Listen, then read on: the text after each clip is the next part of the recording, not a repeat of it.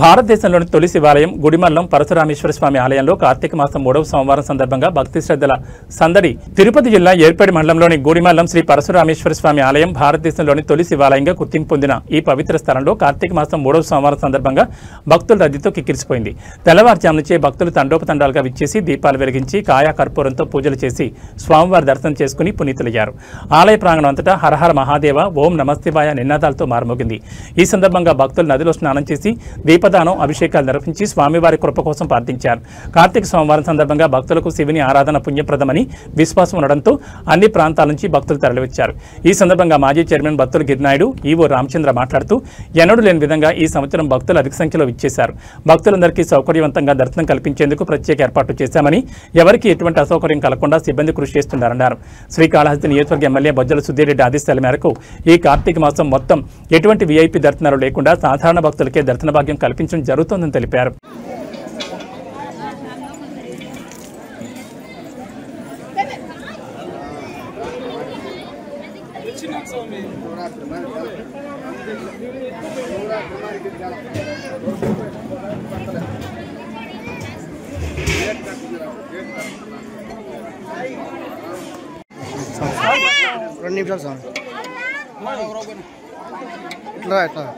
నీకు బస్ అన్నీ కావాలి, నేను చెప్పు, నేను పంపిస్తాను. నీకు భయపడతా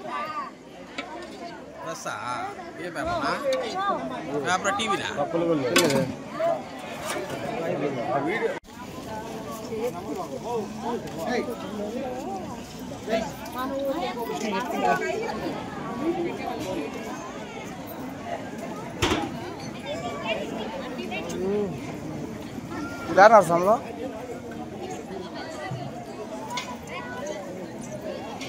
ఓం నమ శివాయ హరహర మహాదేవ శంభో శంకర. గతంలో ఎన్నడూ లేని విధముగా ఈ కార్తీక మాసంలో ఈ 4 వారాలు కూడా ఇప్పుడు 3వ వారం జరుగుతుంది. 3 వారాలు కూడా ఎమ్మెల్యే గారి సూచనలతో, మా అధికారుల సలహాతో, గ్రామస్తుల యొక్క సూచనలతో టికెట్లే పెట్టకుండా ఫ్రీ దర్శనం, మొత్తం ఫ్రీ దర్శనం పెట్టాము. దానివల్ల భక్తులు కూడా చాలా హ్యాపీగా పోయినారు. వీఐపీ దర్శనాన్ని క్యాన్సిల్ చేశాము. మొత్తం ఎవరితో లైన్లో రమ్మని ఎగ్జిట్ లైన్లో నుంచి పంపిణీ చేసాం. అదేవిధంగా ఈ కార్తీక మాసం పూర్తిగా ప్రతిరోజు కూడా దాదాపు ఒక 200 మందికి అన్నదాన కార్యక్రమం చేస్తున్నాము. అదేవిధంగా ఈరోజు ఈ 3వ సోమవారం 250 మంది చేస్తే చాలా పోయింది అన్నము. రేపు వారం ఒక 500 మంది కూడా అన్నదానం చేస్తాము.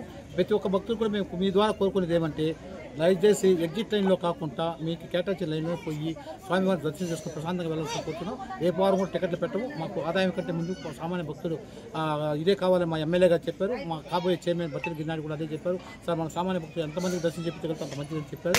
వాళ్ళ సూచన ప్రకారం అదే మనకి మా అధికారులు కూడా, మా regional joint commissioner Chandrashekhar Azad గారు అయితే ఎక్కడ కానీ తాగునీరు సమస్య కానీ, తాగేదానికి నీళ్లు కానీ, ఈ దీపాలు పెట్టేది ఇక్కడ నీళ్ళ డ్రమ్ములు పెట్టమని చెప్పారు. నీళ్ళ డ్రమ్ములు పెట్టాము.